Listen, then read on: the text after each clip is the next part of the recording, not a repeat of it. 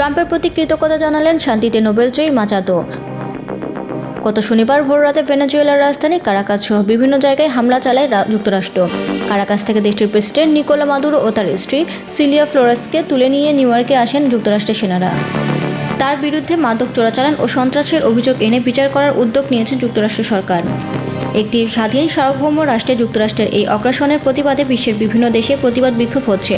যুক্তরাষ্ট্রের বিভিন্ন শহরে বিক্ষোভ হয়েছে। জাতিসংঘের মহাসচিব আন্তোনিও গুতেরেস রাষ্ট্রের সার্বভৌমত্ব, রাজনৈতিক স্বাধীনতা এবং আঞ্চলিক অখণ্ডতা নীতির প্রতি শ্রদ্ধাশীল হওয়ার ওপর গুরুত্বারোপ করেছেন। এই ঘটনার নিন্দা জানিয়ে রাশিয়া বলেছেন, যুক্তরাষ্ট্র ভেনেজুয়েলায় যেসব অপরাধ করেছেন সেগুলোর বৈধতা দেওয়ার কোনো সুযোগ নেই। যুক্তরাষ্ট্রের এই পদক্ষেপকে অবৈধ ও ভণ্ডামি আখ্যায়িত করে গভীর উদ্বেগ জানিয়েছেন চীন। এর পরিপ্রেক্ষিতে মার্কিন প্রেসিডেন্ট ট্রাম্পের সমর্থক টেলিভিশন চ্যানেল ফক্স নিউজকে সাক্ষাৎ দিয়েছেন গত বছর শান্তিতে নোবেল পাওয়া মারিয়া করিনা মাচাদো। তিনি ভেনেজুয়েলা যুক্তরাষ্ট্রের এই সাময়িক পদক্ষেপকে মানবতার জন্য বিরাট পদক্ষেপ বলেছেন।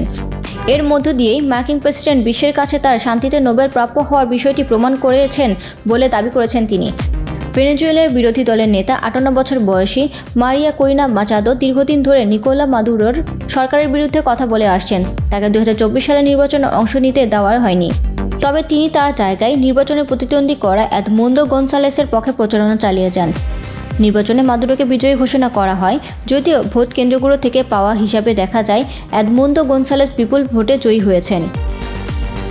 ভেনেজুয়েলার রাজনৈতিক অবদানের জন্য মাচাদোকে 2025 সালে শান্তিতে নোবেল পুরস্কার ভূষিত করা হয়।